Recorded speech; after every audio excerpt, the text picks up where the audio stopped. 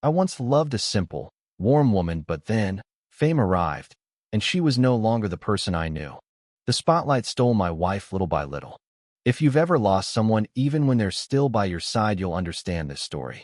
Emily and I met when she was just an ordinary person in every sense of the word. A simple, kind girl with a gentle smile and eyes that always knew how to listen. We met at a small coffee shop in the suburbs of San Diego, where I often went to work remotely on weekends. Emily was a barista back then, and I swear, just seeing her every Sunday morning made the new week feel so much more worth living. Our love began with very small things. A cappuccino with a heart made of foam, cute sticky notes with sweet wishes she left on coffee cups, and trivial stories about regular customers at the shop. She didn't use social media much, didn't like noisy places, and always said that true happiness is living authentically. We had been in love for almost 2 years when Emily accidentally participated in an audition for a cosmetics brand looking for a brand ambassador. She didn't expect anything, just went along at a friend's urging. But to her surprise, she was chosen. Everything started to change from there. Initially, I was happy for her. Being a part-time model, traveling, getting beautiful makeup, wearing glamorous clothes, Emily seemed to find a new version of herself. I thought it was just a phase, an interesting experience she'd tell our grandchildren about someday. But I didn't realize how quickly the camera flashes and online praise would become an indispensable part of her life. She started changing her style, no longer the girl who loved wearing oversized sweaters and old jeans.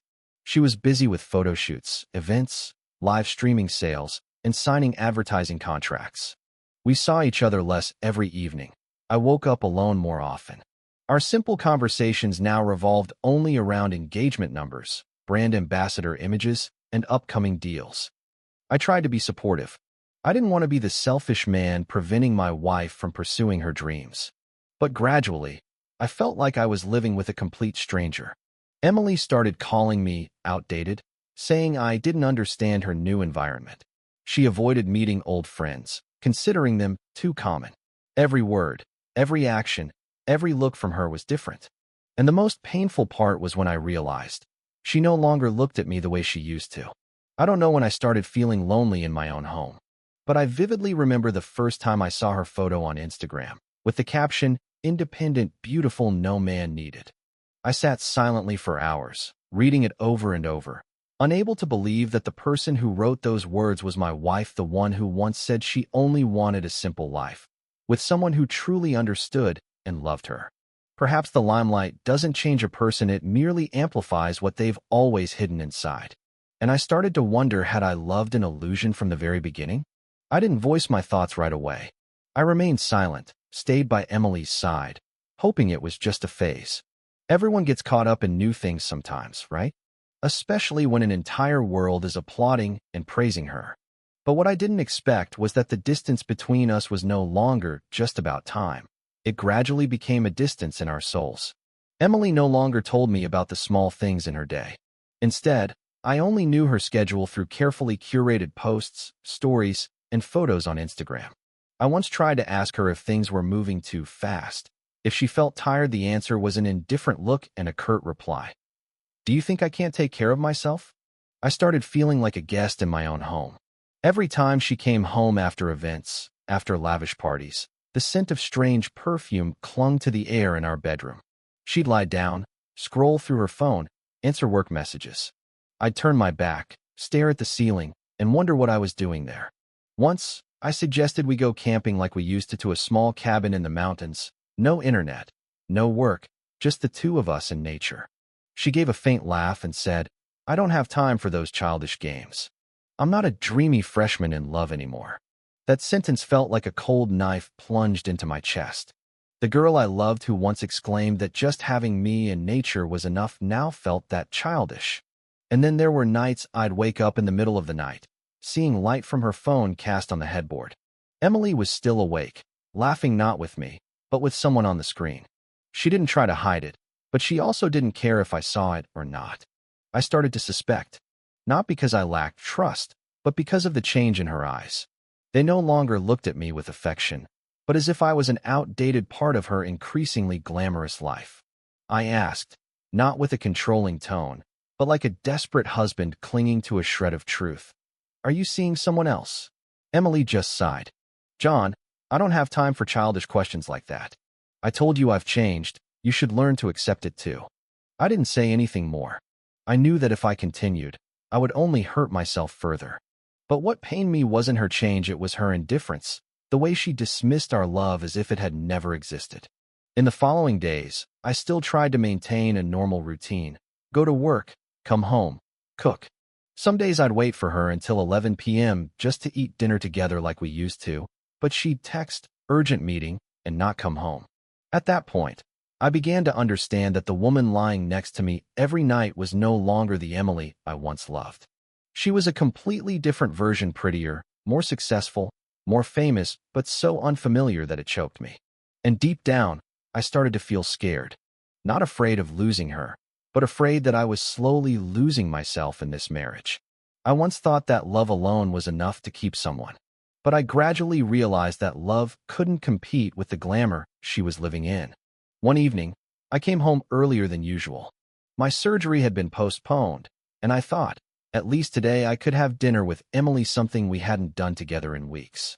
I stopped by the store, bought her favorite cream of mushroom soup, and even picked up a bottle of white wine she said would make it perfect. When I walked into the house, everything was unusually quiet. No sound of high heels tapping on the wooden floor, no constant ringing of the phone. I walked into the living room empty. The dining table was untouched, but no one was sitting there. I pulled out my phone to call, then saw she had posted a story. She was at a launch party, in a dazzling red dress, smiling brightly with people I'd never met. I didn't call. I cleared the table, put the wine away, and sat down to eat alone in silence. For the first time, I cried. Not because she didn't come home, but because I realized I was no longer the one to come home to.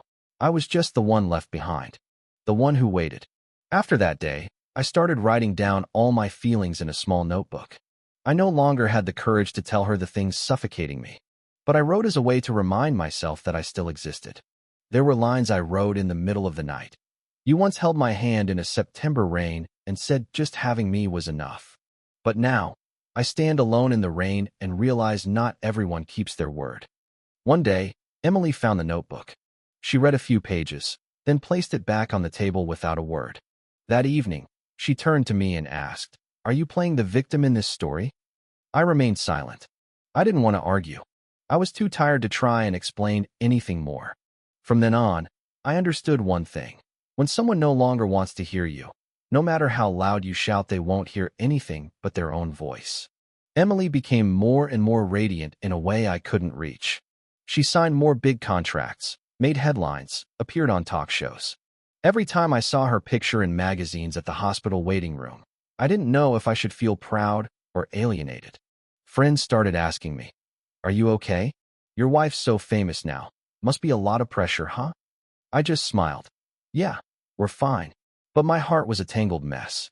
Because I knew, we in reality, had long ceased to exist. One time, I coincidentally met Hannah, again a close friend of both of us from college.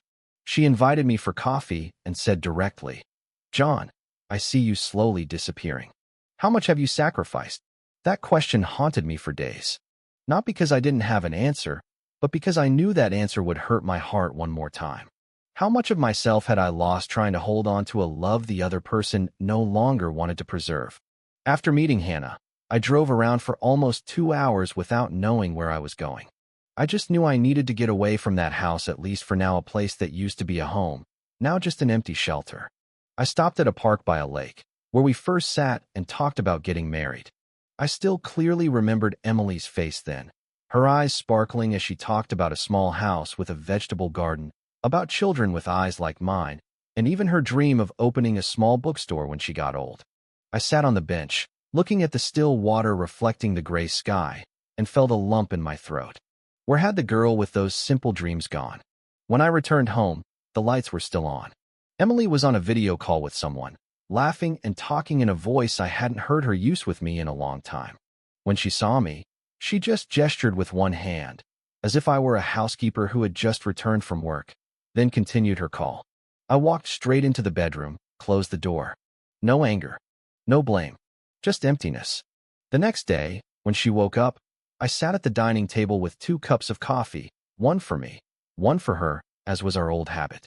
But she just glanced at it and went into the bathroom without a word. I knew I couldn't continue living like this anymore. That evening, I wrote her a letter not to criticize or blame, but just to say everything I no longer had the chance to say aloud. That I missed the old Emily so much. That I didn't hate her successes, it was just I felt I was no longer a part of that life. That I tried, but it seemed the harder I tried, the more invisible I became. I left the letter on the table, next to the notebook she had started reading. I didn't expect her to change after reading it. I just hoped she understood. But she didn't mention it. Not the next day. Not the day after that. Even a week later, when I gently suggested we needed to talk seriously, she replied, "I have so much going on right now. Let's do it later, okay?" Later? When is later? After she signs a few more advertising contracts? After I completely disappear? The answer came faster than I expected. One afternoon, Emily called me out onto the balcony. She was wearing a long coat, meticulously made up, holding a green smoothie. "John, I think we should temporarily separate. I need space for myself. And I think you do too." I just looked at her, too numb to react. Because deep down, I knew this was no longer temporary. This was the end we had both avoided for too long. I nodded, calmly to an extent that even I found strange. That evening, I lay next to my dog Buddy, the only one who was still by my side, still unconditionally loyal. He looked up at me, as if understanding that everything was slowly crumbling. I placed my hand on his head and whispered, "We'll be okay, right?" And that was the first time in months I slept a deep sleep, no dreams, no waiting for the sound of the door opening, no hoping for a message from the wife who was no longer mine. After that night, I started packing things up, not because Emily asked, but because I knew I needed to leave before I lost the very last parts of myself. I started packing books, old photos, a few favorite shirts, and small objects that held memories. Strangely, the house didn't seem to miss anything when I gathered my belongings, as if I had never truly been a part of this space for all those months. Buddy watched me pack with a bewildered look, not understanding what was happening. I stroked his head and said, "We're going to the countryside for a while. It's more peaceful there." He wagged his tail slightly, not protesting, just with absolute trust, something I hadn't felt from a human in a very long time. When I told Emily I was going to my parents' house for a while to rest and sort out my life, she just nodded. "Do whatever makes you feel better." There was no attempt to hold me back, no effort to ask why. "When will you be back?" Or, "Is there anything I can do?" Just a nod, indifferent, as if I had just said I was going on a business trip for a few days. That's when I understood. Between us now, it wasn't hurt anymore, it was indifference. And indifference is the true end of a relationship. I drove out of the city on a cloudy morning. The old Clio rolled slowly down the highway, and Buddy poked his head out the window, enjoying the breeze. I smiled faintly, feeling like I could breathe again after a long period of suffocation. No more event schedules. No more empty kitchens. No more silent glances between two people who once loved each other deeply. Back in my small hometown, my parents greeted me with warm hugs and unspoken worried looks. I simply said, "I need time to get my life together." They didn't ask many questions. Perhaps they understood that some pains need to be left alone, no advice needed, just a silent presence. An old friend, Alex, heard I was back in town and immediately called to invite me for a beer. That evening, for the first time in months, I genuinely laughed. Our conversation had no shadow of fame, spotlights, or engagement numbers, just college memories, skipped classes for camping trips, and soccer games in the rain. I realized I had lost so much trying to hold on to someone who was walking out of my life. I had forgotten who was always waiting for me to come back. I had forgotten the things that used to bring me peace. And most importantly, I had forgotten how to love myself. That night, I sat on the roof, Buddy beside me, and I looked up at the star-filled sky. No electronic music, no flashing lights, just the night wind and the sound of insects. I told myself, maybe I lost in this love, but I can't let myself lose in life. Tomorrow, I'll call my old hospital, see if they still need a surgeon. I'll also walk around town, see if there's a place for rent. I don't know what the future holds, but for the first time in months, I feel ready to start over. Life in the small town wasn't noisy or rushed, and that's what helped me start healing. Every morning, I woke up early, made coffee, and walked Buddy around the lake. The neighborhood kids quickly became acquainted with the big but gentle dog, and sometimes they'd even run after me, asking to walk him. I started working again at the local hospital after a brief conversation with my former director. They welcomed me back as if I had never left. The work wasn't as stressful as in the big city, but it was enough to make me feel valuable, like I still had something to contribute. One Saturday afternoon, while reviewing old photos on my computer, I accidentally opened a folder named Us. It contained all the moments Emily and I had ever saved. There were wedding photos, pictures from our first trip, even a video of us building our first wooden table in our small apartment. I lingered on one particular photo, Emily laughing, hair messy, hand covered in paint, and her tongue sticking out, teasing me. I turned off the screen. I didn't cry, nor was I sad like before. I just felt serene. Because for the first time in my life, I accepted, not everyone who enters our lives will stay forever, and not every love story has a Hollywood ending. A week later, Emily texted. Just one line. I heard you left the city. Are you okay? I read that message for almost an hour. Didn't reply immediately. Not out of anger, but because I no longer felt the need to fill the void between us with a conversation that was too late. Finally, I just replied, I'm okay. Hope you are too. She didn't text back. I think she understood that some doors, once closed, are best left that way. The next month, I moved into a small house near the hospital, with a white picket fence and enough yard for Buddy to run around every morning. I started planting a few vegetable beds, like the old dream Emily once mentioned. Not to remember her, but to remind myself. Simple things are always enough. We just sometimes forget. I met Hannah a few times, and one afternoon, sitting on the porch together drinking tea, she said, John, this is probably the most peaceful version of you I've ever seen. I smiled, didn't deny it, because it was true. After all, I had found myself again not as a doctor, not as a husband, not as the one left behind, but as a complete human being with full emotions, capable of loving, capable of hurting, and also capable of getting back up. If Emily is happy with her life, I sincerely hope it lasts. She deserves to be happy even if that path no longer includes me. And so do I. I deserve to be loved again first and foremost, by myself. I don't know if I'll ever love again, and I'm not in a hurry. But I know that if it comes, I'll love with a heart free from entanglement, no longer clinging to old shadows. My story with Emily may have ended, but my life hasn't. And if anyone reading this has ever felt left behind, ever felt they were no longer loved as they once were, trust me, peace will come when you start turning back towards yourself.